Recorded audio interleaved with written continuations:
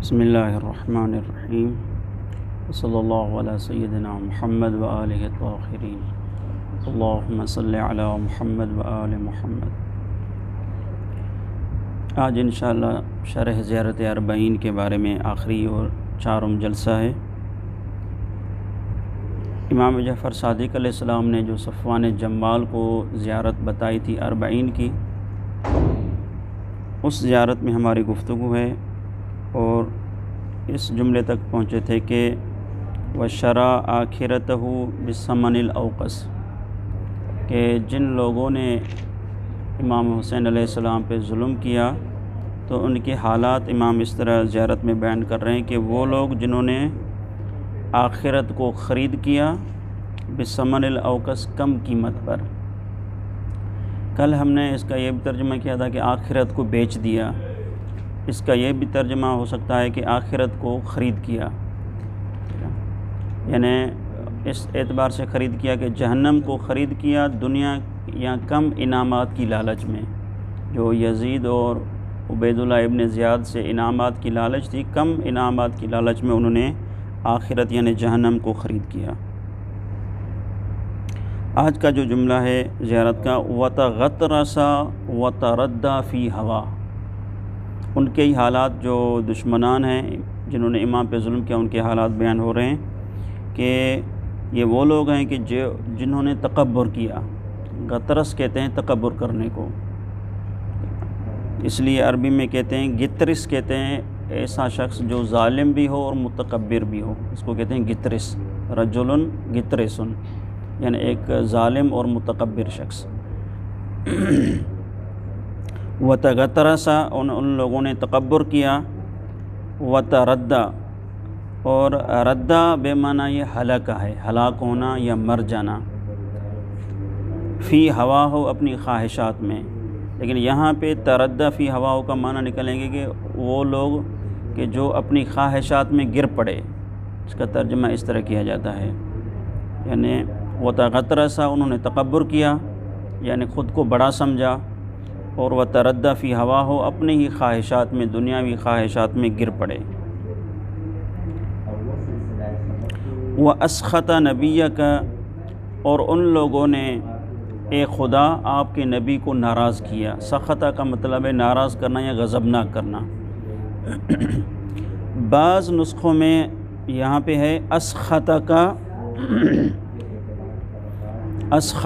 وَأَسْخَطَ نَبِيَّكَ، کہ خدا کو مخاطب ہے زیارت پڑھنے والا، یعنی امام فرماتے ہیں کہ اے خدا ان لوگوں نے آپ کو بھی ناراض کیا اور آپ کے نبی کو بھی ناراض کیا، لیکن یہ جو شیخ طوسی کی نقل کردہ اس میں فقط یہ لفظ ہے وَأَسْخَطَ نَبِيَّكَ، انہوں نے آپ کے نبی کو ناراض کیا۔ اب اللہ جو ہے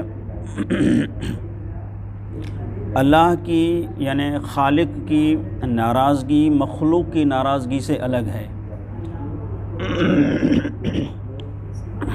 السلام علیکم۔ خالق کی ناراضگی مخلوق کی ناراضگی سے الگ ہے۔ مخلوق جب ناراض ہوتی ہے تو وہ اظہار غم کرتی ہے، اظہار غصہ، اپنے احساسات کا اظہار کرتی ہے، لیکن خالق کے ناراض ہونے کو امام نے فرمایا کہ غضب اللہ عقابہ ورضا اللہ ثوابہ، اگر اللہ غضبناک ہو جائے تو سزا دیتا ہے، اور اللہ اگر راضی ہو جائے تو ثواب دیتا ہے۔ یعنی اللہ کا غضبناک یعنی کیا؟ یعنی اللہ کا عذاب دینا، اور اللہ کا راضی ہونا یعنی کیا؟ یعنی اللہ کا ثواب دینا، نہ کہ وہ جو احساساتی کیفیت ہے وہ خدا بیتاری نہیں ہوتی، جو خدا جسم و جسمانیت سے پاک ہے۔ وَأَطَاعَ مِنْ عِبَادِكَ أَهْلَ الشِّقَاقِ وَالنِّفَاقِ، شقاق شقی اور نفاق منافق، یہ لفظ جو ہے واضح ہیں۔ انہی لوگوں کے جن لوگوں نے امام حسین پہ ظلم کیا ان کی حالات بیان ہو رہے ہیں۔ امام فرماتے ہیں کہ یہ وہ لوگ ہیں کہ جنہوں نے اطاعت کی، وَأَطَاعَ مِنْ عِبَادِكَ، یعنی اے خدا ان لوگوں نے آپ کے بندوں، یعنی جو بھی ظالم ہو جو بھی وہ خدا کے بندے ہیں، آپ کے بندوں میں سے جو شقی ترین اور منافق ترین تھے، ان لوگوں نے ان کی اطاعت کی اور امام کی اطاعت نہیں کی، یعنی عبید اللہ کی اطاعت کی، یزید کی اطاعت کی، عمر ابن سعد کی اطاعت کی، اور امام پر انہوں نے ظلم ڈھالا۔ لیکن یہاں پہ حق یہ تھا کہ وہ امام کی اطاعت کرتے، لیکن انہوں نے امام کی اطاعت سے پیٹھ پھیر کر جو اہل شقاق و نفاق تھے، جو شقی ترین لوگ تھے، بدبخت تھے، منافق ترین تھے، ان لوگوں کی انہوں نے اطاعت کی۔ امام علی علیہ السلام نے عیون حکم میں فرماتے ہیں کہ من امرک باصلاح نفسک فہو احق من تطیعہ، جو آپ کو آپ کے نفس کی اصلاح کی دعوت دے تو وہ سب سے زیادہ حقدار ہے کہ آپ اس کی اطاعت کریں، یعنی جو آپ کو آپ کے نفس کی اصلاح کی دعوت دے رہا ہے، یعنی وہ آپ کا خیر خواہ ہے، وہ آپ کی آخرت کی طرف جو ہے متوجہ ہے، تو آپ حق یہ ہے کہ آپ اس کی اطاعت کریں۔ اور واقعاً اگر ہم امام حسین علیہ السلام کے بارے میں دیکھتے ہیں تو امام حسین علیہ السلام کو کسی شخص کی اصلاح کی فکر نہیں تھی، بلکہ پوری امت کی اصلاح کی جو ہے فکر تھی۔ تبھی تو جو جملے جو امام علیہ السلام مدینہ کو چھوڑتے وقت امام نے فرمائے، یہ جملے مناقب میں ابن شہر آشوب سے میں نقل کر رہا ہوں، جلد 4 اور صفحہ نمبر 89۔ امام فرمائے کہ انما خرجت اطلب الصلاح فی امت جدی، میں اس لیے نکل رہا ہوں تاکہ میں اپنی جد کی امت کی اصلاح کر سکوں۔ ارید آمر بالمعروف وانہی عن المنکر، چاہتا ہوں کہ امر بالمعروف کروں، نہی عن المنکر کروں۔ اسیر و بصیرت جدی و سیرت ابی علی ابن ابی طالب، اور میں اپنے دادا اور جد امجد اور نانا جد امجد اور اپنے والد گرامی علی ابن ابی طالب کی سیرت پہ چلوں گا۔ تو امام نے اصلاح امت کا نعرہ بلند کیا تھا، تو سب سے حق یہ تھا امام علی علیہ السلام کے فرمان کے مطابق کہ جو آپ کی اصلاح کریں اس کی آپ اطاعت کریں، نہ وہ کہ جو آپ کو بگاڑیں، جو آپ کی آخرت کو تباہ کریں۔ تو اس زیارت کے جملے میں یہ اشارہ ہے کہ جو آپ کی اصلاح کی دعوت دیں ان کی اطاعت کرنی چاہیے، لیکن ان لوگوں نے شقی ترین اور منافق ترین لوگوں کی اطاعت کر کے امام پہ ظلم کیا۔ وحملت الاوزار، اور ان لوگوں نے کن کن کی اطاعت کی؟ ایک تو شقی ترین لوگوں کی اطاعت کی، ایک منافق لوگوں کی اطاعت کی، اور ان لوگوں کی اطاعت کی کہ جو گناہوں کا بوجھ اٹھانے والے تھے۔ حمل حامل کی جمع ہے، حامل یعنی اٹھانے والا، اور اوزار جو ہے یہ وزر کی جمع ہے۔ وزر اصل میں کہتے ہیں بھاری چیز کو، جیسے کہ قرآن مجید کی آیت میں لا تزر وازرۃ وزر اخری، کہ آخرت میں کوئی ایک دوسرے کا بوجھ نہیں اٹھائے گا، تو اصل میں وزر کا مطلب ہے بوجھ اٹھانا، لیکن اس مناسبت سے پھر گناہ میں بھی استعمال ہوتا ہے، الوزر یعنی الاثم، کیونکہ گناہ بھی ایک قسم کا بوجھ ہے، اس لیے جو ہے ان لوگوں کی یہ صفت بیان ہوئی کہ حملت الاوزار ہے، کہ وہ لوگ کہ جو گناہوں کا بوجھ اٹھانے والے تھے، یعنی جو گناہوں میں غرق تھے، اور المستوجبین النار، مستوجبین وجب سے، واجب سے ہے، باب استفعال سے استعمال ہوا ہے، نار یعنی جہنم، یعنی جو لوگ اپنے اوپر جہنم کو واجب کر چکے تھے، جو جہنم کے حقدار و مستحق ہو چکے تھے، ان لوگوں نے ان کی اطاعت کی اور امام کی اطاعت نہیں کی۔ واضح کا الفاظ، چونکہ آج پورا کرنا ہے اس زیادہ تفصیل نہیں کر رہے۔ اب یہ ان کے حالات ختم ہوئے جو امام حسین علیہ السلام پہ جنہوں نے ظلم کیا تھا۔ اب امام حسین علیہ السلام کی جو ہے کیفیت، یا امام نے ان کے مقابلے کس طرح جہاد کیا، امام نے کس طرح جو ان کا مقابلہ کیا، وہ اب جملے ہیں۔ مولا فرماتے ہیں کہ فجاہدہم فیکا، تو اے خدا امام حسین علیہ السلام نے ان لوگوں کے ساتھ جہاد کیا، فیکا آپ کی خاطر، صابراً صبر کرتے ہوئے، اور محتسباً احتساب کرتے ہوئے۔ محتسب کا مطلب ہے حسب، حساب سے نکلا ہوا ہے، یعنی اصل اس کا لفظی ترجمہ ہوگا، اسم فاعل کا صیغہ ہے محتسبن، یعنی حساب کرتے ہوئے، یعنی کیا؟ یعنی بالکل اخلاص کا اظہار کرتے ہوئے، مراد یہاں پہ یہ ہے حساب کرتے ہوئے، یعنی بالکل امام جو ہے اظہار اخلاص کرتے ہوئے امام نے ان کے ساتھ، اے خدا آپ کی خاطر ان کے ساتھ جہاد کیا۔ اور امام کی جو اخلاص ہے، امام کی اخلاص کا کے لیے فقط یہ ایک ہی جملہ کافی ہے کہ جب امام کو کربلا میں جو امام پہ ظلم ڈھالے گئے، جو امام نے اپنے جو ہے آوان و انصار اور اپنے بچوں کا جو جنازہ اٹھایا، بڑی عظیم مصیبت تھی، اس کے باوجود بھی امام نے جو ہے یہ جملے فرمائے آخری وقت میں کہ حوّنا علی ما نزل بی انہو بعین اللہ، یعنی یہ چیز میری مصیبت کو یا میرے اوپر جو ظلم ڈھالے گئے ہیں ڈھائے گئے ہیں ان ظلموں کو یہ چیز کم کرتی ہے کہ یہ سب کچھ خدا کی آنکھوں کے سامنے ہو رہا ہے، یعنی خدا دیکھ رہا ہے۔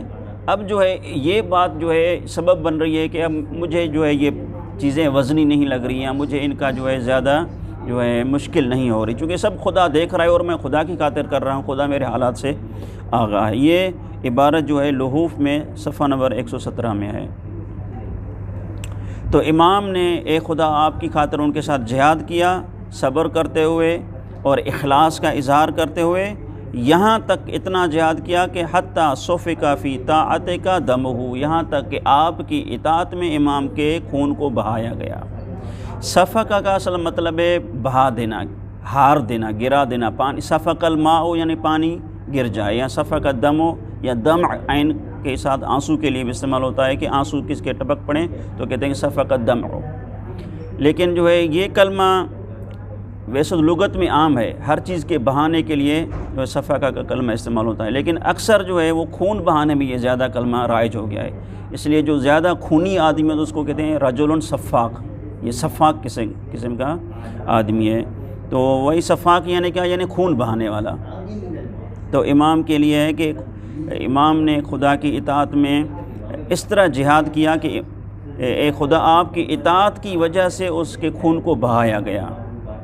وَاسْتُبِیحَ حَرِیمُهُ، وَاسْتُبِیحَ مباح سے ہے، ٹھیک ہے، اور حریم کا لغوی ایک مطلب ہے باؤنڈری، ٹھیک ہے، حدود، جیسے کہ حریم المسجد کہا جاتا ہے یا حریم کعبہ، شاید اردو میں بھی شعراء وغیرہ استعمال کرتے ہوں، ایسے ذہن میں آ رہا ہے۔ اصل جو اس کا حریم کا مطلب ہے مقدس، یعنی وہ چیز جو مقدس بن جائے اور جس کی حد کے حرمت کو اللہ نے حرام قرار دیا ہو، اس کو کہتے ہیں ہذا حریم، ٹھیک ہے۔ تو مسجد کے حدود کو بھی حریم اس لیے کہا جاتا ہے کہ اس کے بعد جو ہے مثلاً مجنب شخص جو ہے داخل نہیں ہو سکتا، یا اس طرح کے جو بعض حالات میں وہ داخل نہیں سکتے، چونکہ یہ مقدس اب جو ہے علاقہ ہے، یا خانہ کعبہ کا بھی علاقہ مقدس، اس لیے اس کے حدود کو حریم کعبہ کہا جاتا ہے۔ تو امام حسین علیہ السلام کی جو ذات تھی وہ ذات حریم تھی، یعنی امام کی ذات قابل اطاعت تھی، واجب الاطاعت تھی کہ اس کی اطاعت کی جائے، اس پر جو ظلم کرنا، اس کی مخالفت کرنا یہ حریم ہے، یعنی گویا کہ امام کے حق کو، امام کے تقدس کو پامال کیا گیا ہے۔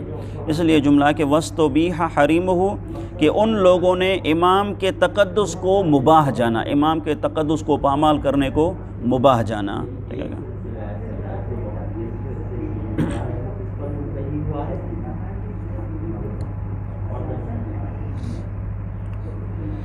پس جو ہے اب ظاہر جو ہے وہ دعا کر رہا ہے، یعنی ان لوگوں کے حالات بھی بیان ہوئے، امام کا جو ہے اخلاص بھی بیان ہوا، اب ظاہر دعا کرتا ہے کہ اللہم فلعنہم لعنا وبیلا، اے اللہ ان پہ لعنت کرو جن لوگوں نے امام پہ ظلم کیا، لیکن لعنت بھی ایسی فقط خالی لعنت نہیں، لعنا وبیلا، یہ وبیل جو ہے لفظ ہے، واو حرف عطف نہیں ہے، وبیل لفظ ہے پورا، لعنا وبیلا، ایسی لعنت کہ جو لعنت سخت ہو، وبیل کہتے ہیں سخت کو، یا جو ہے جس طرح کہ اس میں جہاں وہ دوسرا لفظ آ رہا ہے، ٹھیک ہے، وبیل کا مطلب لغت میں سخت۔ لعنت کا اصل مفہوم کیا ہے؟ اگر لعنت کے مفہوم کے بارے میں اصل جو لعنت کا مطلب ہے کہ رحمت خدا سے دور ہونا، لعنت کا یہ مطلب ہے، یعنی اللہ کسی پہ لعنت کر رہا ہے، یعنی اللہ اس کو اپنی رحمت سے دور کر رہا ہے، ٹھیک ہے۔ اصل جو ہے لعنت کا صحیح مفہوم یہ ہے۔ البتہ جو ہے پھر اس لعنت کے اظہار کے لیے چند الفاظ ہیں، ہم ان الفاظ کو لعنت سمجھتے ہیں کہ یہ لفظ ہی لعنت ہیں، جبکہ وہ لفظ لعنت نہیں، وہ لفظ کیا ہیں؟ اظہار لعن کے لیے استعمال ہوتے ہیں۔ اصل لعنت کیا ہے؟ یعنی کسی کو اپنے قرب سے دور کر دینا، یہ لعنت ہے، یعنی ٹھیک ہے۔ باقی اب وہ کس طرح ظاہر ہو کہ میں اسے لعنت کرتا ہوں، کبھی عمل سے ظاہر ہوتی ہے، عمل سے بھی یہ لعنت ہے، الفاظ ہوں تو بھی یہ کیا ہے؟ لعنت ہے، فقط لفظوں کو لعنت نہ کہا جائے۔ تو اے خدا ان پر جو ہے سخت لعنت بھیج، وَعَذِّبْهُمْ عَذَابًا عَلِيمًا، اور ان کو عذاب دے لیکن عذاب علیم ہو، علیم یعنی دردناک، علیم کہتے ہیں دردناک ہو۔ قرآن مجید میں چند عذاب کی صفتیں استعمال ہوئی ہیں، کبھی استعمال ہوتا ہے عذاب مہینہ، مہین کہتے ہیں رسوا کرنے والا عذاب، مثلا ایک مرتبہ کسی قیدی کو جیل کے اندر سزا ملے تو ہو سکتی ہے کہ وہ علیم ہو، دردناک ہو، لیکن وہ رسوا کنندہ نہیں ہے۔ لیکن ایک مرتبہ جو ہے وہ چوراہے پر لوگوں کے سامنے اس کو سزا دی جائے تو یہ سزا کیا ہے؟ مہین ہے، یعنی رسوا کرنے والی سزا ہے۔ تو یہاں پہ بہرحال جو لفظ استعمال ہوا ہے وہ عذاب علیم کا، کہ ان کو عذاب علیم دو، یعنی دردناک قسم کا عذاب دو۔ جیسے کہ قرآن سورہ بقرہ آیت 10 میں استعمال ہوا ہے کہ وَلَهُمْ عَذَابٌ عَلِيمٌ بِمَا كَانُوا يَكْذِبُونَ، اور یہ لوگ جو جھوٹ بولتے ہیں اس کے بدلے میں اے خدا ان کو عذاب علیم دو، دردناک قسم کا عذاب دو۔ السلام علیکہ یا ابن رسول اللہ، اب جو ہے ظاہر متوجہ ہوتا ہے مباشر امام حسین علیہ السلام کی طرف۔ پہلے تو خدا کی طرف متوجہ تھا یا جو ہے ان لوگوں کے حالات کی طرف، پھر خدا سے دعا کی، اب ڈائریکٹ جو ہے امام حسین علیہ السلام کی طرف ظاہر متوجہ ہوتا ہے اور یہ کہتا ہے کہ اے فرزند رسول آپ پہ سلام ہو۔ امام حسین علیہ السلام فرزند رسول ہے، نص آیت مباہلہ اس پہ گواہ ہے، دیکھے گا آیت مباہلہ گواہ ہے کہ جو ہے ابنانا کی جگہ پہ پیغمبر حسنین کو لے کے گئے، اور بھی کافی شواہد ہیں، اس میں جو ہے بحث نہیں ہے۔ ایک روایت صرف عرض کرتا ہوں کہ ایک شامی امام علی علیہ السلام کی خدمت میں آیا اور انہوں نے ایک سوال کیا، تو اس مجلس میں امام حسن امام حسین بھی بیٹھے تھے اور محمد حنفیہ امام کا جو دوسرا بیٹا ہے وہ بھی بیٹھا ہوا تھا۔ تو پھر وہاں پہ امام علی علیہ السلام نے اس شامی کو کہا کہ کیا تم چاہتے ہو کہ اس سوال کا جواب رسول کے بیٹے دیں یا میرا بیٹا دے؟ اور میرا بیٹا کہہ کے اشارہ کیا محمد حنفیہ کی طرف، اور رسول کے بیٹے اشارہ کیا حسنین کی طرف، یعنی یہ رسول کے بیٹے ہیں۔ اگر کہو میرا بیٹا جواب دے تو یہ محمد حنفیہ میرا بیٹا بیٹھا ہوا ہے۔ تو حسنین امام حسن و امام حسین کا جو مقام دوسروں سے بالکل علیحدہ ہے۔ السلام علیکہ یبن سید الاوصیاء، سلام ہو آپ پر اے سید الاوصیاء۔ سید الاوصیاء امام علی علیہ السلام کا لقب ہے۔ اوصیاء وصی کی جمع ہے، سید یعنی سردار، یعنی وصیوں کا سردار، وصیوں کے سردار کے فرزند، دیکھے گا۔ اشہد انک امین اللہ، میں گواہی دیتا ہوں کہ آپ اللہ کے امین ہیں، یعنی کس چیز پہ امین ہیں؟ اللہ کی شریعت پہ امین ہے، اللہ کی وحی پہ امین ہے، محافظ قرآن، محافظ دین و محافظ شریعت ہیں۔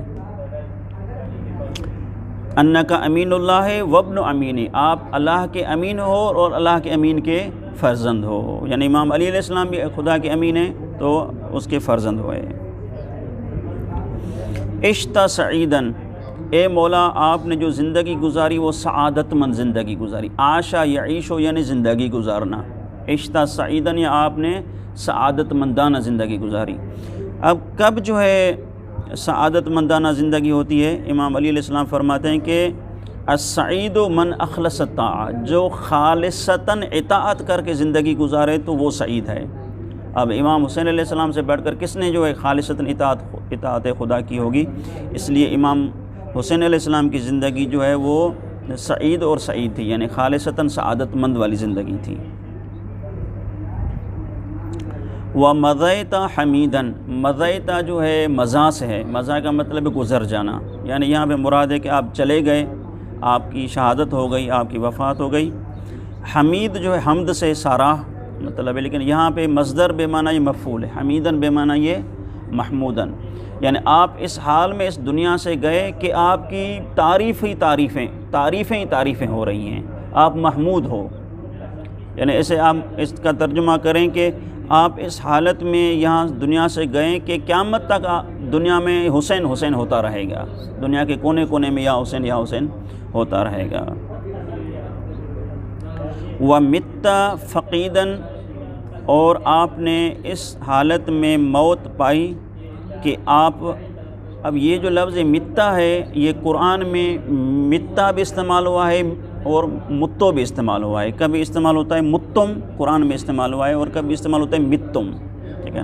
تو دونوں فرق نہیں ہے، چاہے متم کہا جائے یا متم کہا جائے، دونوں امر کے صیغے ہیں قرآن کے حساب سے جو قرآن میں استعمال ہوئے ہیں۔ وہ جو ہے اہل فساد و بلاغت کہتے ہیں کہ عربوں میں دو قسم کے لہجے تھے، یعنی ایک اس مادے کو ایک باب میں استعمال کرتا تھا، دوسرے اس مادے کو دوسرے باب میں استعمال کرتے تھے۔ تو قرآن نے بھی فصاحت و بلاغت کا انصاف کا تقاضا جو ہے کرتے ہوئے دونوں کا صیغہ استعمال کیا، کبھی متم کہا کبھی متم کہا۔ تو متم بھی صحیح ہے متم بھی صحیح ہے، تو یہاں پر مت کا لفظ استعمال ہوا ہے، اگر میم پہ ضمہ ہو تو بھی صحیح ہے، معنی ہے کہ اس میں کوئی فرق نہیں ہے۔ وَمِتَّ فَقِيدًا، اور فقید کا مطلب ہے فاقد ہونا، یعنی کسی چیز کا کھو جانا، ٹھیک ہے گا۔ اس لیے یہاں پہ آپ شاید اگر دیکھیں توجہ کے ساتھ، جو فاتحہ کے اشتہارات لگے ہوتے ہیں تو وہاں پہ فقیہ یا کوئی عالم ہو تو وہاں پہ الفقید کا لفظ استعمال ہوتا ہے، افاتح علی رجل فقید، عالم الفقید۔ فقید میں معنی یہ مفقود ہے، لیکن یعنی مفعول کی معنی میں، یعنی ایسا شخص جو کہ ہم سے بچھڑ گیا ہے، ہم سے چلا گیا ہے، یا جو ہے ہم نے اس کو کھو دیا ہے، ٹھیک ہے۔ کہ آپ اس حالت میں گئے کہ اب یہاں پہ اس کا فقید بے معنی مفقود ہے، یعنی آپ جو ہے مفقود اس معنی میں ہے کہ آپ کا حق جو ہے وہ فاقد کیا گیا ہے، آپ کا حق چھینا گیا ہے، آپ اس حالت میں آپ کی وفات ہوئی ہے۔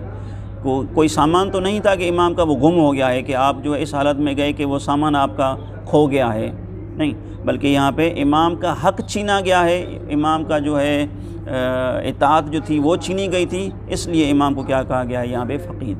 فقید بے معنی یہ مفقود ہے، یعنی جس سے کوئی چیز چھینی گئی ہو۔ کیا چھینا گیا ہے؟ حق امام سے چھینا گیا ہے۔ مظلوماً شہیدہ، اور آپ جو ہے مظلومیت کی حالت میں اور شہادت کی حالت میں یہاں سے چلے گئے۔ تو ان دونوں لفظوں کا وضاحت جو ہے پہلے سے گزر چکی ہے۔ اب زائر جو ہے گواہی دیتا ہے کہ خدایا، یعنی امام حسین علیہ السلام کے حالات یا امام کی قربانی کو دیکھ کے اب کہہ رہا ہے کہ امام حسین نے جس طرح قربانی دی ہے تو یقیناً خدا نے بھی اس کو وہ جزا و نعمتیں عطا کر دی ہیں۔ وَأَشْهَدُ، اور میں گواہی دیتا ہوں کہ ان اللہ منجز ما وعدہ کا، کہ اے مولا جو اللہ نے آپ کے ساتھ وعدے کیے تھے وہ اللہ نے اپنے وعدے پورے کر دیے ہیں۔ میں گواہی دیتا ہوں کہ اللہ، اس کا بالکل لفظی ترجمہ کرے، منجز اسم فاعل کا صیغہ، یعنی پورے کرنے والا ہے۔ منجز کا اسم فاعل کا ترجمہ اس طرح ہوتا ہے، یعنی اللہ نے جو آپ کے ساتھ وعدے کیے تھے وہ وعدے اللہ پورے کرنے والا ہے، یعنی یقیناً اللہ اپنے وعدے کو پورا کرے گا۔ منجز کا کلمہ جو ہے انجاز سے ہے، جیسے کہ یہاں پہ کوئی ٹھیکہ کو لیا جائے تو ٹھیکہ اگر مکمل ہو جاتا ہے تو کہتے ہیں کہ وَلَقَدْ أَنْجَزَ الْعَمَلِ، یعنی عمل جو ہے وہ ختم ہو گیا، جو ٹھیکہ تھا وہ کام تھا وہ کیا ہوا؟ پورا ہوا۔ تو انجاز کا مطلب ہے کہ پورا ہو جانا۔ تو یہاں پر بھی وہی مطلب ہے کہ منجز ما وعدہ، کہ اللہ نے جو آپ کے ساتھ وعدہ کیا وہ اللہ اس وعدے کو پورا کرنے والا ہے۔ اب یہ ہمیں کس طرح پتہ چلا، یہ ہم کس طرح گواہی جو دے رہے ہیں، تو گواہی تب دی جائے جب انسان جو ہے اس چیز کو اپنی آنکھوں سے دیکھے۔ تو ہم کس طرح یہ کہہ رہے ہیں کہ خدا نے آپ کے ساتھ وعدے کو پورا کیا ہے؟ وہ اس اعتبار سے ہے کہ اللہ نے سورۃ مریم آیت نمبر 61 میں یہ بیان کر دیا ہے۔ اللہ نے فرمایا ہے کہ جنات عدن التی وعد الرحمن عبادہ بالغیب، یعنی تا دیر ہمیشہ رہنے والے باغات ہیں جن کے بارے میں غیبانہ طریقے سے اللہ نے اپنے بندوں کے ساتھ وعدہ کر رکھا ہے۔ اور انہ کان وعدہ مأتیہ، اور بے شک اللہ کا وعدہ تو حتماً آنے والا ہے۔ یعنی جب اللہ نے وعدہ کیا ہے کہ میں اپنی نعمت و اپنی بندوں کو دوں گا، تو یہ اللہ کا وعدہ حتماً آنے والا ہے، تو ہمیں یقین ہے کہ اللہ اپنا وعدہ پورا کرے گا۔ اور امام حسین علیہ السلام تو جوانان جنت کے سردار ہیں، تو یہ جملہ کہنا جو ہے بالکل جو ہے اپنی معنی میں صحیح بنتا ہے۔ واضح آگا یہ جملہ انشاءاللہ۔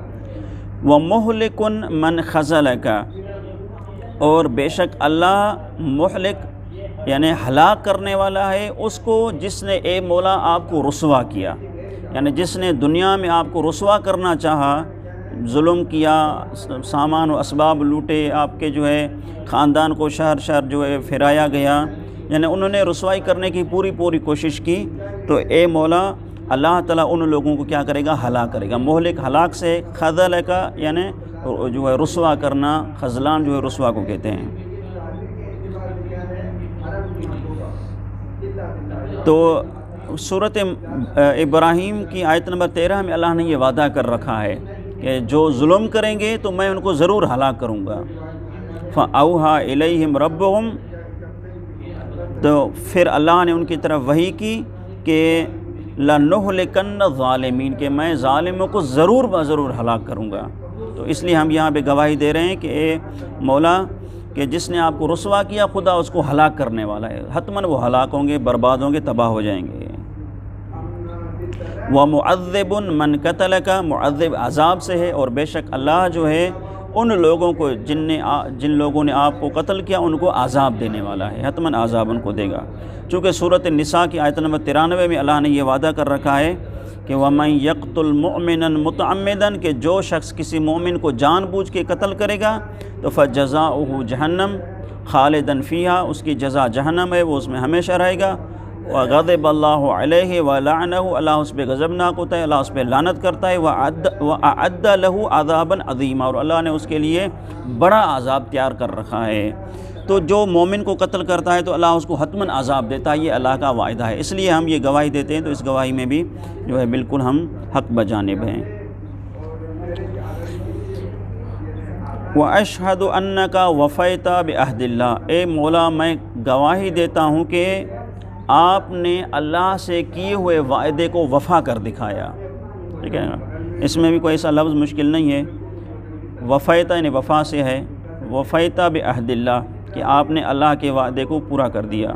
اصل میں کا وفا کا جو لفظی ترجمہ ہے یعنی کسی کام کو 100% انجام دینا، یعنی کسی کام کو 100/100 انجام دینا، اس کو کہتے ہیں کہ وفا کر دینا۔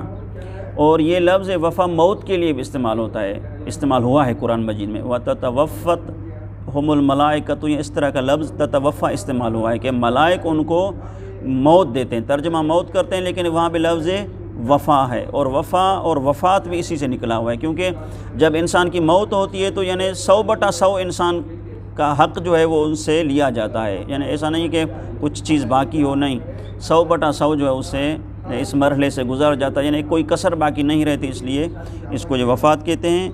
اور وفا کو بھی وفا اس لیے کہا جاتا ہے۔ اور مولا غازی عباس کا جو لقب ہے وفادار ہے، تو وہ بھی اس وجہ سے مولا کے لیے مشہور ہوا کہ اس نے جو وفا کا اعلیٰ درجہ تھا 100%، اس درجے پر مولا نے جو ہے عمل کر کے دکھایا ہے۔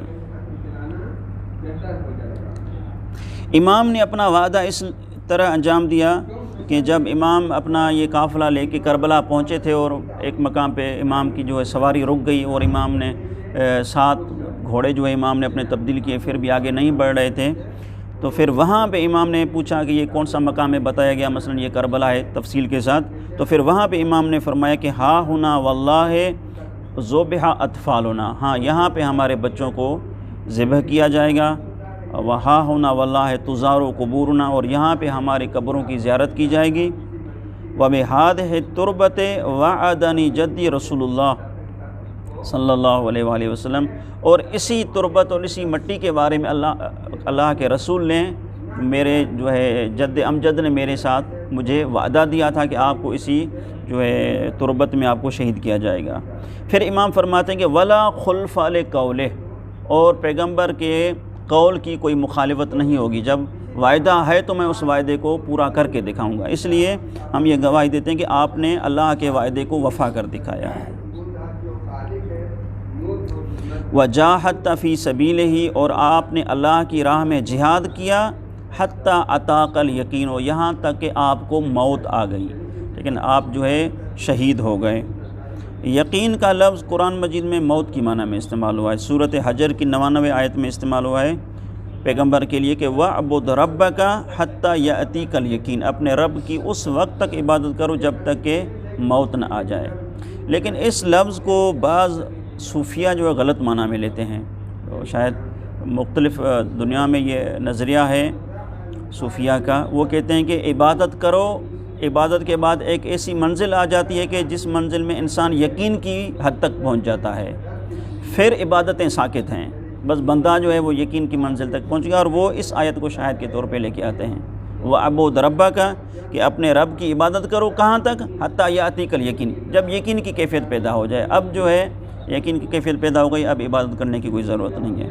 لیکن یہ جو گمراہ کن مطلب ہے، کیونکہ سورۃ مدثر میں بالکل آیت استعمال ہوئی ہے اور وہاں پہ صراحتاً یقین بے معنی یہ موت ہے، یقین سے کیا مراد ہے؟ یقین کی کیفیت، ہاں یقین کی کیفیت یعنی معرفت اب حاصل ہو گئی ہے، اب جو ہے نماز روزے کی ضرورت نہیں۔ یہ تو وہ کہتے ہیں کہ یہ اسباب ہیں خدا کو جاننے کے لیے، خدا کی معرفت حاصل کرنے کی سارے اسباب ہیں۔ اب جب وہ آپ کو وہ درجہ مل گیا ہے تو اب اسباب کی کوئی ضرورت ہی نہیں ہے۔ جب انسان خدا تک پہنچ گیا تو اب اسباب کی کیا ضرورت ہے۔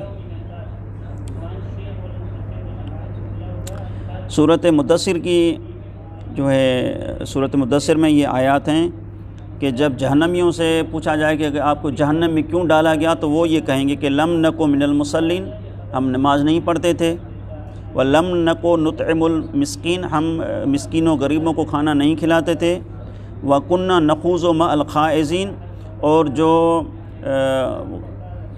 غلط زبانی کرتے ہیں، ایسے نہیں بیٹھ بیٹھ کے جو ہے غلط زبانی کرنا شروع ہو جاتے ہیں، بکواسات کرتے ہیں، تو ہم ان بکواسات کرنے والے لوگوں کے ساتھ بکواسات کیا کرتے تھے، یعنی کوئی احتیاط نہیں کرتے تھے کہ یہ کلام صحیح ہے یا صحیح نہیں ہے۔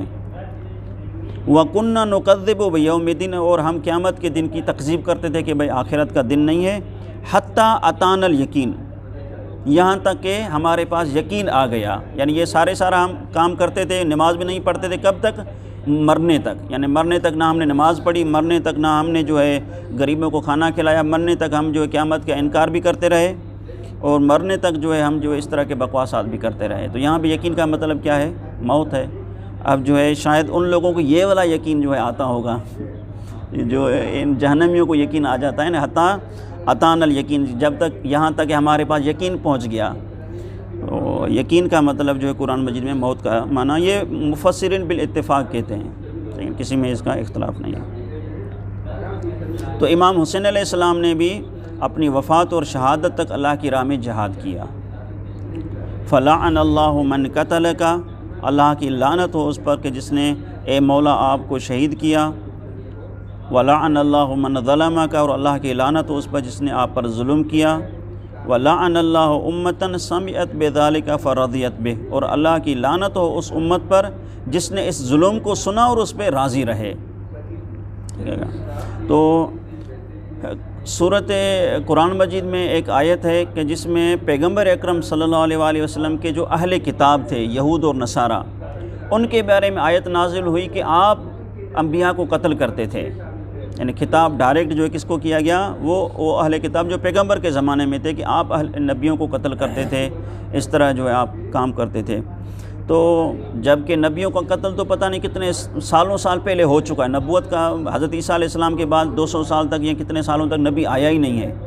تو اب پیغمبر کے زمانے کے لوگوں کو کہا جا رہا ہے، اہل کتاب کو، کہ آپ جو نبیوں کو قتل کرتے تھے۔ یہ نسبت جو ہے وہ اس لیے صحیح ہے کیونکہ یہ لوگ ان کے قتل پہ راضی رہتے تھے، جو انہوں نے کام کیے کہ چلو اچھا انہوں نے کام کیا۔ تو جو شخص جس کے کام میں، برے کام میں راضی ہو تو وہ اس میں شریک جرم ہوتا ہے۔ تو اس لیے آج تک جو ناسبی فرقہ ہے، یعنی جو ناسبی سوچ کے لوگ ہیں، وہ اس پہ خوش ہیں، یعنی مسئلہ نہیں ہے، جیسا کہ وہ صراحتاً کہتے بھی ہیں کہ باغی تھے، یہ تھے، یعنی یہ اس عمل پہ خوش ہیں۔ جب یہ خوش ہیں تو اس کا مطلب ہے کہ جس طرح ان لوگوں نے ظلم کیا، یہ بھی سن کے اس پہ راضی رہتے ہیں، اور یہ بھی ان کے ظلم میں شریک ہیں، برابر کے ہیں۔ خاموش یعنی اگر اس کی اگر حق کا ساتھ نہیں دے رہا تو پھر تو حتماً جرم ہے، ظالم کی تائید ہے۔ خاموش رہنا بھی اگر ایک قسم کی تائید ہے تو پھر تو جو ہے مدد نہیں کرا کسی لحاظ سے، ظالم کی مدد کرنا، مظلوم کی مدد کرنا ہے، بس ایسے خاموش تو حق کے سامنے تو خاموشی کا کوئی مجال ہی نہیں ہے نا۔ حق واضح ہے تو اس میں خاموش رہنے کی کیا ضرورت ہے۔ خاموشی کا مرحلہ احتیاط کا تب آتا ہے کہ جب انسان کے سامنے جو حق وغیرہ واضح نہ ہو، یہاں بھی حق آشکار ہے تو اب خاموش رہنے کی کوئی ضرورت نہیں ہے۔ خاموش رہ رہا ہے وہ بھی اس سے راضی ہے، اس میں خاموش کا ہے، وہ تو واضح کہتے ہیں کہ یہ باغی تھے، اور نہیں کچھ ایسے لوگ جو خاموش ہیں وہ بھی یعنی راضی میں شمار۔ اب وہ پتہ نہیں اس کے اندر میں کیا کیفیت ہے، واضح انشاءاللہ۔ اللہم انی اشہدک انی ولی لمن والہ، اے اللہ میں آپ کی بارگاہ میں یہ گواہی دیتا ہوں کہ میں اس کا دوست ہوں جو امام حسین سے دوستی رکھے۔ یہ کیا ہے؟ یہ جو ہے تولا ہے، محبت ہے۔ وعدو لمن عادا، اور میں اس کا دشمن ہوں جو امام حسین سے دشمنی رکھے۔ یہ کیا ہے؟ تبرہ ہے۔ بے ابی انت و امی یبن رسول اللہ، اے فرزند رسول میرے ماں اور باپ آپ پہ فدا ہو جائیں یا قربان ہو جائیں۔ یہ جو قربان کا مطلب ہے یہ ہم با سے نکالتے ہیں، یہ با یہاں پہ تفدیہ اور فدا کی معنی میں ہے، ٹھیک ہے۔ بے ابی انت و امی یعنی میرے ماں باپ آپ پہ فدا ہوں، آپ پہ قربان ہوں۔ اشہد انک کنت نورا فی الاسلاب الشامخہ، اسلاب صلب کی جمع ہے اور شامخہ کہتے ہیں بلند کو، جبل کے لیے استعمال ہوتا ہے عربی میں، پہاڑ کے لیے، کہ شمخ الجبل یعنی علا و ارتفع، پہاڑ بلند ہوا، شمخ الجبل یعنی پہاڑ بلند ہوا، پہاڑ جو ہے وہ عالی ہو گیا۔ تو میں گواہی دیتا ہوں کہ آپ کا نور بلند صلبوں میں تھا، ٹھیک ہے، بلند صلبوں میں یعنی نبوت کے سلسلے جو شروع سے چلے آ رہے ہیں اس کی طرف اشارہ ہے۔ طویل روایت ہے، بہار جلد نمبر 15 صفحہ نمبر 11 میں، اس کا صرف ایک جملہ عرض کرتا ہوں کہ پیغمبر جناب ابو ذر سے منقول ہے کہ پیغمبر نے امام علی علیہ السلام کو فرمایا کہ ہم آدم کی خلقت سے پہلے ہمارا نور تھا، وہ وہاں پہ عبادت کرتا تھا، پھر جب فلما ان خلق اللہ آدم، جب اللہ نے آدم کو خلق کیا تو جعل ذلک النور فی صلبہ، پھر اللہ نے وہ نور اس کے صلب میں ڈال دیا۔ وَلَقَدْ سَاقَنَا الْجَنَّةَ وَنَحْنُ فِي صُلْبِهِ، جب آدم جنت میں تھے تو ہم اس کی صلب میں تھے، اور اسی طرح امام نے جو طویل پیغمبر کی حدیث ہے طویل، پھر حضرت ابراہیم میں، اور اس طرح صلب میں نور چلتا آیا اور یہاں تک کہ جو ہے امام علی علیہ السلام، آگے جو ہے نور پھر تقسیم ہوا ایک پیغمبر کا اور ایک امام علی علیہ السلام کا، ٹھیک ہے گا۔ تو یہ جو جملہ ہے کہ میں گواہی دیتا ہوں کہ آپ جو ہے اسلاب شامخہ میں تھے، یعنی بلند صلبوں میں آپ کا نور تھا۔ والارحام طاہرہ، یہ جو لفظ پہلے گزر چکا ہے، ارحام رحم کی جمع ہے، ارحام طاہرہ یعنی پاک رحموں میں آپ کا نور تھا۔ صلب اشارہ ہوتا ہے باپ کی طرف اور رحم اشارہ ہوتا ہے ماں کی طرف۔ اسلاب شامخہ یعنی باپ کا سلسلہ بھی پاک تھا، ارحام طاہرہ یعنی ماں کا سلسلہ بھی پاک ہے۔ تو اس لیے ہم کہتے ہیں کہ انبیاء کے ماں اور باپ حتماً موحد ہیں، یہ ہمارا مسلم نظریہ ہے امامیہ کا، ٹھیک ہے۔ انبیاء کے جو بھی ماں اور باپ ہیں وہ کبھی بھی شرک کے قریب وہ کبھی بھی نہیں گئے ہیں۔ لم تنجسک الجاہلیت بانجاسہا، کہ جاہلیت نے اپنی نجاست کے ساتھ آپ کو نجس نہیں کیا۔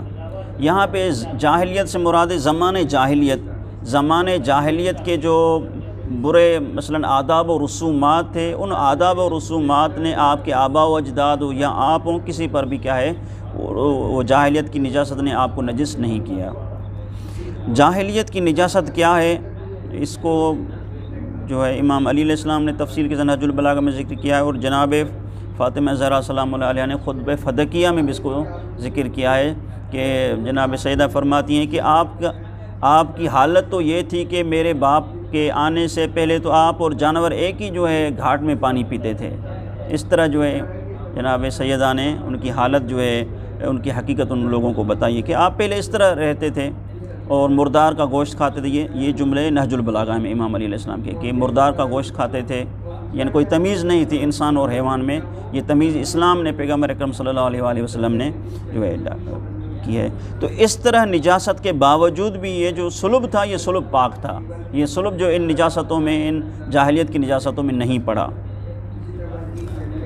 اب یہ جملہ دیکھیں، یہ بالکل سخت کنایہ ہے جملہ جو ہے، وَلَمْ تُلْبِسْكَ الْمُدْلَحِمَّاتُ مِنْ ثِيَابِهَا، تلبس جو ہے لبس لباس سے ہے پہنانا، اور ثیاب ثوب کپڑا ہے، اور مدلحمات کہا جاتا ہے رات کی سخت تاریکی کو، ٹھیک ہے، اور یہ استعمال ہوتا ہے لغت میں ادلحم اللیل، یعنی اشتد ظلامہ، یعنی رات ادلم ہو گئی، یعنی کیا، یعنی اس کی جو ہے تاریکی بڑھ گئی، یعنی بالکل تاریکی ہو تو وہاں بھی لفظ کیا ہے، یہ ادلحم کا لفظ استعمال ہوتا ہے۔ تو اب یہاں پہ ہم جملہ اس کا مطلب یہ ہوگا لفظی ترجمہ کہ لم تلبسک المدلحمات، کہ رات کی تاریکیوں نے اپنا لباس آپ کو نہیں پہنایا، ٹھیک ہے، یعنی کیا، یعنی جاہلیت جو جہالت تھی، جہالت کی جو تاریکی تھی، ان جہالت کی تاریکی نے اپنا لباس آپ کو نہیں پہنایا۔ وہی مراد اوپر والا جملہ ہی ہو جائے گا نتیجتاً، یعنی جاہلیت نے یا جہالت نے آپ پر کوئی اثر نہیں کیا۔ لفظ واضح ہوگا یہ جملہ، لم تلبسک المدلہمات من ثیابہا، من ثیابہا کہ خود جو ہے وہ مدلہمات کی طرف جا رہی ہے کہ مدلہمات نے اپنے کپڑے آپ کو نہیں پہنائے، یعنی رات کی سخت تاریکی نے اپنے کپڑے آپ کو نہیں پہنائے، اور سخت تاریکی سے مراد یہاں میں جہالت کی تاریکی، جہالت کی تاریکی نے اپنے کپڑے آپ کو نہیں پہنائے، یعنی جہالت جو ہے قریب نہیں آئی۔ وَأَشْهَدُ أَنَّكَ مِن دَعَائِمِ الدِّينِ، اور میں گواہی دیتا ہوں کہ بے شک آپ دین کے ستونوں میں سے ایک ستون ہو۔ دعائم، دعم کی جمع ہے، یہ جو پلر ہیں ستون، اس کو دعم کہا جاتا ہے۔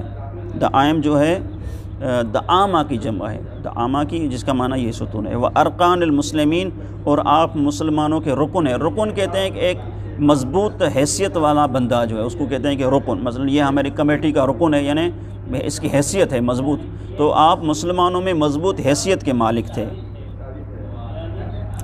وَمَأْقِلِ الْمُؤْمِنِينَ، اور آپ مؤمنوں کے لیے آماج گاہ تھے۔ مأقل کہتے ہیں آماج گاہ کو، ملجا کو، ملجا اور معقل ایک ہی لفظ ہیں۔ آپ مومنوں کے لیے آماج گاہ تھے، یعنی آپ مومنوں کے لیے اس اعتبار سے آماج گاہ تھے کہ معنوی اعتبار سے، یعنی دین کے فہم کے اعتبار سے جب جو ہے یزید کا زمانہ آیا تو پورے اسے سمجھیں کہ ریاست میں صرف ایک ہی ذات تھی جس میں لوگوں کو امید تھی کہ یہ ہماری جو نجات کا سہارا ہے، تو ملجا یا جو ہے جائے پناہ وہ امام کو سمجھتے تھے کہ یہ امام ہی ہمیں جہالت سے بچا سکتا ہے اور کوئی جہالت سے نہیں بچا سکتا۔ مادی لحاظ سے بھی ہے، لیکن اصل جو منصب تو وہ مادی لحاظ سے نہیں ہے، اصل منصب معنوی ہے۔ نہج البلاغہ میں خطبہ قاسیہ میں امام علی علیہ السلام نے فرمایا کہ جب حضرت ہارون اور حضرت موسیٰ علیہ السلام فرعون کو دعوت دینے کے لیے گئے تو انہوں نے کہا کہ ہم آپ کو اللہ کی توحید کی دعوت دیتے ہیں، اور ایک شرط بھی ہے، وہ یہ ہے کہ اگر آپ نے قبول کی تو حکومت آپ کی باقی رہے گی۔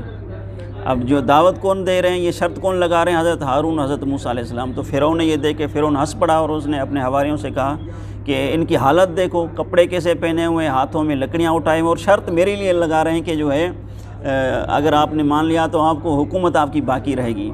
تو پھر امام نے کہا کہ یہ جو فرعون کی یہ تضحیکہ آمیز گفتگو تھی وہ اس لیے کہ وہ سونے اور چاندی کو جو ہے اہمیت کا سبق سمجھتا تھا کہ جس کے پاس سونا و چاندی ہو تو وہ قابل عزت ہے، وإلا قابل عزت نہیں ہے۔ پھر امام نے آگے طویل خطبہ قاسیہ دیا کہ اگر خدا چاہتا تو ساری جو ہے زمین و سب کو جو ہے خدا آسمان سے، آسمانی مخلوقات، زمینی مخلوقات خدا انبیاء کے تابع کر دیتا، لیکن اگر یہ اس طرح ہوتا تو پھر خالص اطاعت نہ ہوتی۔ اگر ہر نبی بادشاہ ہوتا تو پھر خالص اطاعت نہ ہوتی، چاہے مجبوراً یا قہراً جو ہے اس کو ماننا پڑتا ہے۔ اس لیے خدا نے اپنی اطاعت کو خالص رکھا ہے کہ خالصتاً جو خدا کو مانے، اس لیے غربت کا سلسلہ بھی اسی لیے جو خدا نے رکھ دیا ہے انبیاء میں، تاکہ اطاعت خالص ہو منا۔ وَأَشْهَدُ أَنَّكَ الْإِمَامُ الْبَرُّ، اور میں گواہی دیتا ہوں کہ بے شک آپ وہ امام ہیں جو کو نیکوکار ہیں، التقی پرہیزگار ہیں، الرضی اور پسندیدہ ہیں، الزکی پاک ہیں، الہادی ہدایت کرنے والے ہیں، المہدی اور ہدایت یافتہ ہیں۔ ہر ایک کی تشریح ہو سکتی ہے لیکن تھوڑا بچ گیا، اس کو پورا کر لیں۔ وَأَشْهَدُ أَنَّ الْأَئِمَّةَ مِنْ وُلْدِكَ كَلِمَةُ التَّقْوَىٰ، اے مولا صرف آپ کے لیے یہ القاب نہیں ہے کہ آپ امام بر ہیں، رضی ہیں، تقی ہیں، ہادی مہدی ہیں، بلکہ آپ کی جو نسل سے امامت چلے گی، آپ کی اولاد میں سے جو آئمہ ہیں وہ بھی کلمہ تقویٰ ہیں، شعائر تقویٰ ہیں، تقویٰ ان سے جو ہے سمجھی جائے گی، تقویٰ کی وہ علامات ہیں۔ وَأَعْلَامُ الْهُدَىٰ، ہدا ہدایت کی جمع ہے اور اعلام علم کی جمع ہے، یعنی آپ ہدایت کا، اور وہ ہستیاں جو آپ کے بیٹے ہوں گے وہ ہدایت کے نشان ہیں، اور علم کو بھی علم اس لیے کہا جاتا ہے کہ علم میں ایک قسم کا کیا ہے، نشان ہے، تو یہ اصل میں علم کا لفظ عربی کا لفظ ہے۔ وَأَعْلَامُ الْهُدَىٰ یعنی وہ ہدایت کے نشان ہیں، یعنی ہدایت جو ہے ان کے نقش قدم پہ چل کے انسان ہدایت حاصل کر سکے گا، وإلا انسان جو ہے بھٹک جائے گا۔ وَالْعُرْوَةُ الْوُثْقَىٰ، اور عروہ کا مطلب ہے جو مثلا چیز کو پکڑنے کے لیے باٹلی وغیرہ ہو، اس کو پکڑنے کے لیے جو کڑا وغیرہ ہوتا ہے، ہینڈل جو ہے، یا جو ڈول ڈالا جاتا ہے کنویں میں، تو اس ڈول کو پکڑنے کے لیے ایک رسی ہوتی ہے، رسی نہیں، ایک پکڑنے کے لیے جو ہے اس کو کڑا وغیرہ کہتے ہیں یا پتہ نہیں اردو میں اس کا کوئی خاص لفظ ہے، اس کو اصل میں کیا کہا جاتا ہے؟ عروہ اس کو کہا جاتا ہے، اور وسقا کہا جاتا ہے ہاں یہ ہاتھ ڈالنے کی جگہ، اس کو یعنی مقبض یعنی پکڑنے قبض کرنے کی جگہ، اس کو کہا جاتا ہے عروہ، اور وسقا کہا جاتا ہے مستحکم کو، یعنی وہ مستحکم اگر ہو تو وہ عروہ بھی ہے اور وسقا بھی ہے، عروۃ الوسقا یعنی ایسا مقبض جو مستحکم اور مضبوط ہو، ٹھیک ہے۔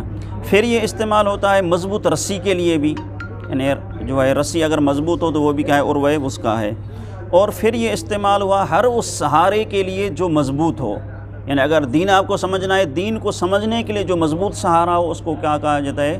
عروۃ الوسقا کہا جاتا ہے۔ اس لیے ائمہ معصومین جو ہیں دین کو سمجھنے کے لیے سب سے زیادہ جو ہے مضبوط سہارا ہیں، اس لیے ائمہ معصومین کے لیے بھی عروۃ الوسقا کہا گیا ہے۔ اور جو ہے سب سے پہلے سید یہ جو فقہ کی کتاب لکھی گئی ہے عروۃ الوسقا، یہ عروۃ الوسقا جو ہے احکام کی کتاب لکھی گئی سید قزوینی نے ہے یا سید یزدی، جو ہے سید یزدی کی کتاب ہے عروۃ الوسقا، تو وہ بھی ہر فقیہ جو ہے آ کے اس پہ حاشیہ لگاتا ہے، تو اس کا نام بھی عروۃ وسقا رکھتے آ رہے ہیں۔ ہر فقیہ کے لیے عروہ وسقا ہوتا ہے کہ وہ اصل عبارت جو ہے اس سے لیتے ہیں، اس پہ جو ہے بحث اس پہ چلتا ہے، عروۃ الوسقا پہ بحث چلتا ہے جو اس کی ترتیب ہے، ٹھیک ہے کتاب ہے۔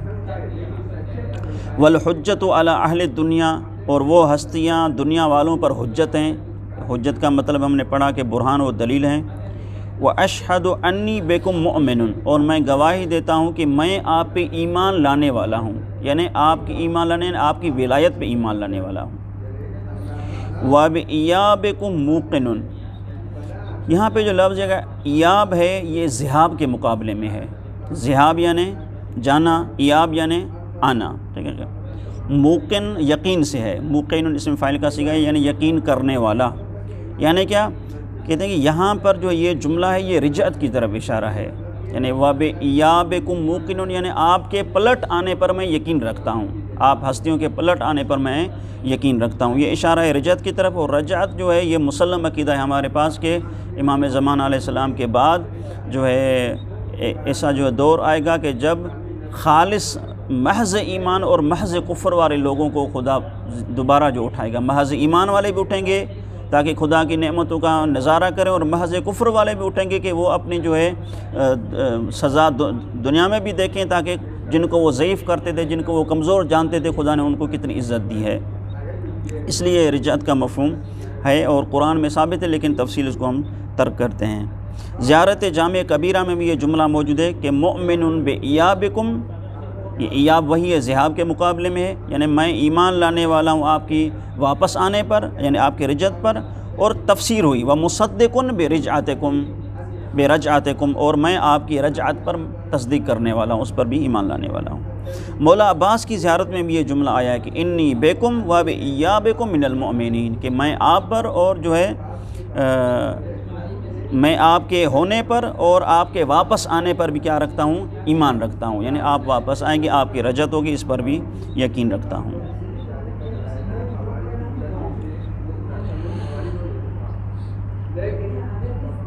انشاءاللہ آخری ورقے تک پہنچ گئے ہیں، ٹائم زیادہ تو نہیں ہوا ہے، 10 منٹ ہو جائیں گے انشاءاللہ۔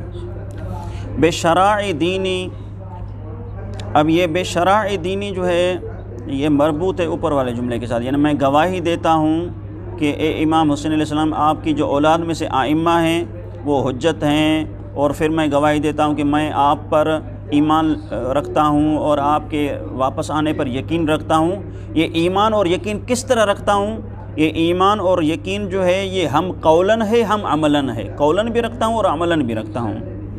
بے شرائع دینی، شرائع جو ہے یہ شریعت کی جمع ہے، اصل میں شریعت کا جو لفظ استعمال ہوتا ہے وہ جگہ جہاں پر جانور اتر کر پانی پیتا ہے، مثلا جانور اتر کے پانی پیے پھر دوبارہ آئے پانی پہ، تو وہاں بھی کیا بن جاتا ہے؟ راستہ بن جاتا ہے، اس کو اصل میں شریعت کا لفظ کہا جاتا ہے، شریعت کا لغتاً وہاں پہ استعمال ہوتا ہے، اور جس کو اردو میں گھاٹ کہتے ہیں شاید جو ہے، یعنی وہ جو گھاٹ ہے جس پہ جانور اتر کے پانی پیتا ہے، پانی سیراب ہو کے پھر دوبارہ چلا جاتا ہے، اس کو لفظ شریعت وہاں پہ استعمال ہوتا ہے، اور شرائع اس کی جمع ہے۔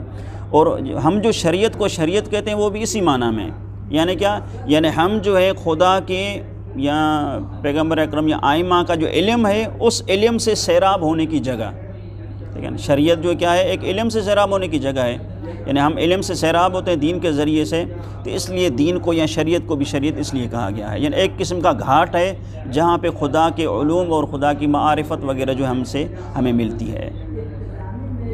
تو یہ ظاہر کہتا ہے کہ میں گواہی دیتا ہوں، یعنی آپ پر ایمان رکھتا ہوں اور آپ کے واپس آنے پر یقین رکھتا ہوں، بے شرائع دینی، اپنی دینی شریعت کے طریقے سے، یعنی اپنی دینی شریعت پر عمل کرتے ہوئے، جو میری دینی شریعت ہے اس پر عمل کرتے ہوئے میں آپ پہ یقین رکھتا ہوں اور آپ پہ ایمان رکھتا ہوں. اور خواتیم عملی، اور عمل کے خاتمے کے ذریعے سے بھی آپ پر یقین رکھتا ہوں، یعنی آخرت تک، جو آخر مرنے تک میں عمل کرتا رہتا ہوں اور اس عمل کے ذریعے سے میں آپ پر یقین رکھتا ہوں، نہ کہ جو ہے فقط زبانی نہیں ہے بلکہ عملی بھی ہے اور قولی بھی میں آپ پہ یقین رکھتا ہوں. وَقَلْبِي لِقَلْبِكُمْ سِلْمٌ، اور میں نے اپنی دل آپ کے دل کے حوالے کر دی ہے. سلم یعنی تسلیم کرنا. قلبی لقلبکم سلم، میں نے اپنی دل آپ کے حوالے کر دی ہے. وَأَمْرِي لِأَمْرِكُمْ مُتَّبِعٌ، اور میرا امر جو ہے آپ کے امر کے تابع ہے. میں نے اپنے امر کو آپ کے امر کے تابع بنا دیا ہے. ایک میری بات ہوگی، ایک آپ کی بات ہوگی، تو میری بات آپ کی بات کے تابع ہے، جو آپ کی بات ہوگی وہی میری بات ہوگی. وَنُصْرَتِي لَكُمْ مُعَدَّةٌ، اب یہاں سے جو جملہ ہے اور آگے والا جملہ یہ کہتے ہیں کہ اشارہ ہے امام زمان علیہ السلام کی طرف، یعنی میری مدد آپ کے لیے معدہ ہے. معدہ اس میں مفعول کا صیغہ ہے، یعنی آمادہ شدہ، یعنی ہر وقت تیار ہے. میری مدد آپ کے لیے ہر وقت تیار ہے، جب آپ کہیں کہ میں آپ کی مدد کروں گا. اب یہ امام کے لیے تو امام کی تو شہادت ہو چکی ہے، مثلا یہ ظاہر جو زیارت پڑھا ہے، تو اب امام کی کس طرح وہ مدد کرے؟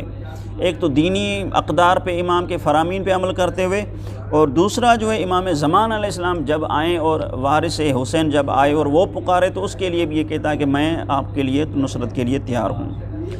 حتیٰ یہ جو جملہ ہے یہ واضح بتاتا امام کی طرف کہ حتیٰ یأذن اللہ لکم، یہاں تک کہ اللہ آپ کو اجازت دے، یعنی اللہ آپ کو، یعنی آپ کے فرزند کو ظہور کی اجازت دے، تو میں جو ہے آپ کے لیے آمادہ ہوں، میری مدد آپ کے لیے تیار ہے. بس فَمَعَكُمْ بس میں آپ کے ساتھ ہوں، آپ کے ساتھ ہوں. ٹھیک ہے، یہ تولا ہے، تولا کی طرف اشارہ ہے. لا مع عدوکم، آپ کے دشمن کے ساتھ نہیں ہوں. یہ تبرہ ہے، یعنی میں دشمن سے بیزار ہوں. صلوات اللہ علیکم، اللہ کی رحمت ہو آپ پر. وعلی ارواحکم، آپ کے روحوں پر. واجسادکم، آپ کے اجساد جسموں پر. وشاہدکم، آپ کے حضور میں آپ ہوں تو بھی اللہ کی رحمت ہو. وغائبکم، اور آپ کی غیبت کی جو ہے آپ نہ ہوں تو بھی اللہ کی رحمت آپ پر ہو. وظاہرکم، آپ کے ظاہر پہ بھی اللہ کی رحمت ہو. وباطنکم، آپ کے باطن پہ بھی اللہ کی رحمت ہو. یعنی اشارہ ہے کہ یعنی ہر اعتبار سے اللہ کی رحمت آپ کے شامل حال ہو، اللہ کی رحمت آپ پہ برستی رہے. آمین رب العالمین، اے عالمین کے رب ہمارے اس عمل کو قبول فرما. یہ جو لفظ آمین ہے یہ اس میں فعل ہے، امر کی معنی میں استعمال ہوتا ہے. آمین بے معنی استجب استعمال ہوتا ہے. آمین یعنی استجب، اے خدا میرے اس عمل کو قبول کر. یہاں تک الحمدللہ کا یہ زیارت جو ہے پوری ہوئی. پھر امام راوی کو کہتے ہیں کہ وہ تو صلی رکعتین، کہ اس کے بعد 2 رکعت نماز پڑھو. اب یہ جو 2 رکعت نماز ہیں، شروع والا جو درس ہے اس کی طرف تھوڑا متوجہ ہوں. تو 2 رکعت نماز کس نیت سے پڑھیں؟ ہم استحباب کی نیت سے پڑھیں یا قصد رجا کی نیت سے پڑھیں؟ تو آج کل جو مراجع ہیں اس اعتبار سے قصد رجا کی طرف کی نیت سے ہم، یعنی ثواب ہے 2 رکعت نماز پڑھنا، اس لیے ہم نماز پڑھتے ہیں. پھر امام فرماتے ہیں کہ 2 رکعت نماز پڑھو. وَتَدْعُ بِمَا أَحْبَبْتَ، جو چیز چاہو، جس کو آپ پسند کرو وہ دعا کرو، اللہ سے دعا مانگو. وَتَنْصَرِفُ، اور پھر پلٹ جاؤ، بس دعا مانگ کے پھر جو ہے اپنے گھر کی طرف پلٹ جاؤ. تو انشاءاللہ جب آپ بھی دعا فرمائیں تو ہمیں بھی یاد کیجیے گا اور تمام مومنین کو بھی یاد کیجیے گا. وصلی اللہ علی سیدنا محمد وآلہ الطاہرین.